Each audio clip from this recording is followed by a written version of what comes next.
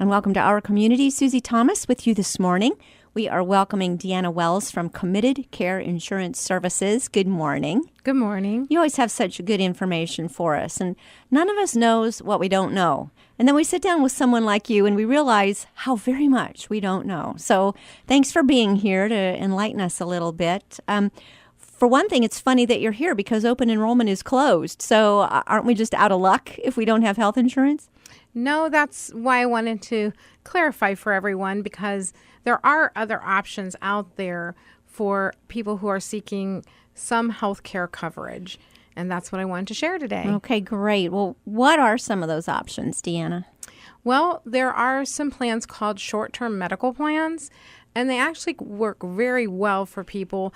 I've been helping a lot of individuals with these plans because it is open enrollment closed December 15th. So now, in order to get a traditional health insurance plan on the marketplace or off the marketplace, you cannot do it unless you have a special election period, which means you got married, had a child, those sort of things. So you can't just walk in or call an insurance agent and say, I forgot the open enrollment. I want insurance. I forgot. Yes, I forgot. So I can't do that. No, you can't. Because of the government ruling. And so we do have plans that are short-term medical plans. And what does that mean? What they do is that they provide health care coverage for a 3-month period. It's a 90-day period, but in the state of Ohio, you can have as many term periods as you want. So you can go 3 months, then 3 more months, then 3 more months. Correct. And these are for the people who did forget to get signed up, or do you have to have some kind of a radical life event? This is for people who did forget or who are actually looking for affordable health insurance. Okay. But it's not for everyone due to some particulars that we'll discuss. Okay. What makes it affordable?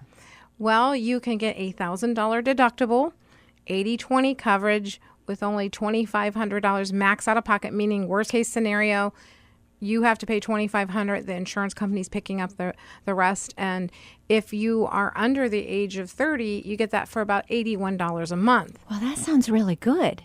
That is good because in comparison, the catastrophic plans on the marketplace are about $184 to $200 for young people with a $7,350 deductible. So nobody ever reaches their deductible, right? They end up really paying for everything themselves. And that's not correct. Insurance. That's correct. It is catastrophic because after $7,350, the insurance carriers will pay 100%. But in most cases, unless you have a catastrophic event, no, you are paying everything out of pocket. And you're talking about young people who are pretty healthy. So is that the route they go because they just figure, I'm really not going to need insurance. I'm just getting this because it's the cheapest thing I found? They'll do that, but mostly they'll go without insurance. Isn't there a penalty? There is still a penalty, and that's another thing I wanted to clarify, is that the tax repeal, what they did was they did take away the health care penalty, but that does not change until 2019. So 2018, it is still in effect. So it is still an issue. But the issue with the short-term plans, it will not exempt you from that penalty. But when we look at what the penalty is, it's $695 per person or 2.5% of your income. So whichever is less or whichever is greater. More. Of course. It's whichever is greater. But the issue is that still can be cheaper than paying for insurance. So many young people opt for that. Where these short-term plans work really well is for young people, but you can be, as long as you're healthy with no pre-existing conditions. That's the other drawback, is if you have pre-existing conditions, the traditional health market is where you want to be. But for people that are just trying to cover the what ifs in life, this is definitely a great program because, the what ifs can and will happen, and just having some preparation and a little bit of money out of pocket can really save a lot of headaches. So short-term medical plan, the only downside is no pre-existing condition. When you come in, yeah, that's correct. Is if you had a pre-existing condition, there would be no coverage for that particular.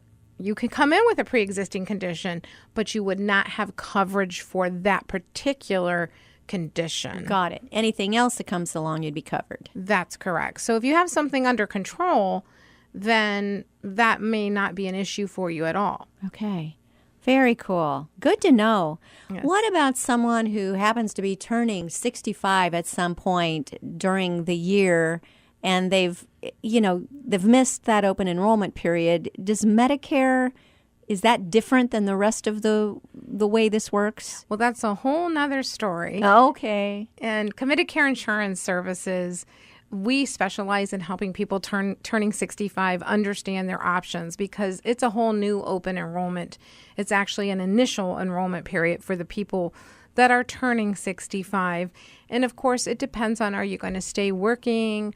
Are you going to continue not to collect your Social Security until full retirement age?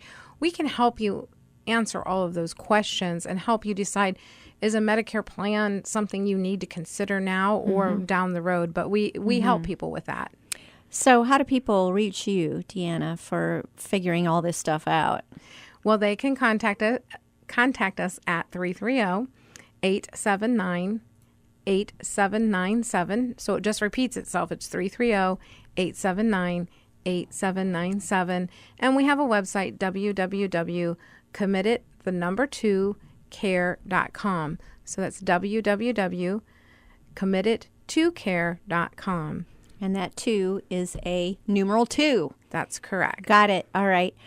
So there are other options that people, that I forgot. Are there other options for those people? Or do we, again, have to have a life-changing experience before we can go in and say, okay, my life has changed. I need different insurance? Well, there is another option that is not insurance, and it's a very good option as well. It's called Christian Health Sharing Ministries, and we have several in the United States, and they will exempt you from the penalty. So I love to have that conversation with people, is to explain the program of Health Sharing Ministries, because it has helped a lot of families and individuals find protection and get good health care with sharing instead of insurance. It's a little confusing, but there is a difference between the two. And a little bit of different terminology. And we should point out that Deanna Wells is here as an independent agent, Committed Care Insurance Services. So you're not representing any one of these agencies or options. You're here telling us, here it is, putting it all out on the table for us. And that's kind of what you do in your office, right? You look at a person's individual circumstances and help them figure out what's the best route for them. Yes, that's exactly. You said it so well, Susie. Oh, well, thank you. She makes it so easy. Oh, well, thank you. Well, and how do you do that then? What does that look like? What does a visit to your office look like? Well, we just sit down and obtain facts about your current situation, and then we put the puzzle together. And that's one of the things that I just love, is putting that puzzle together and finding out, do we have a solution, and what those solutions are for you. So each person is completely different. I tell people, don't talk to your brothers, sisters, uncle's mother, whatever. Just don't talk to others. If you really need to talk to somebody that works in the industry, because everybody's situation is so different. So we sit down and see if there is a solution, and then just kind of break it down from there, because I'm not looking for one particular carrier or one particular program to fit. It's really about what's best going to serve the individual and their budget. Health sharing really is interesting, so I'd like to park here for a little while if we can. Sure. You specifically said this is not insurance. How is it not insurance? Okay, the term insurance is tied to laws, and that when you sign up for an insurance program, you are literally signing a contract with the insurance carrier. That's why it's highly legislated, at the state of Ohio and federally and that sort of thing. So you are signing a contract after I pay my $7,350 deductible. Mr. Insurance Company is going to come in and pay 100% after I pay my portion. You do receive discounts. They do have network discounts, but other than that, you have to meet that deductible before the insurance company would be sharing with, or covering it with you. I get terms kind of turned around sometimes. A house sharing ministry is a commitment. It's a commitment by the membership. So you have guidelines that the members have committed, and they commit to pay your health medical bills according to their guidelines. So really, truly, it's not a contract, but it's a commitment, and by your Christian brothers and sisters. And so they really do share in those medical expenses, and quite well. That's where you have to drill in and look at those sharing guidelines so that you understand which sharing organization might be the best fit for you. Everything is still kept very confidential, yes? I mean, it's not like you get a bill saying, Bob had a appendectomy, so here's your part of it. It's not like that. It's almost like, well, you tell us, what is it like? Do you pay in a regular time, monthly or something as insurance, or how do you do it? Well, it depends on the sharing organization, but it is kept highly confidential. If they would disclose anything, you would have to approve it.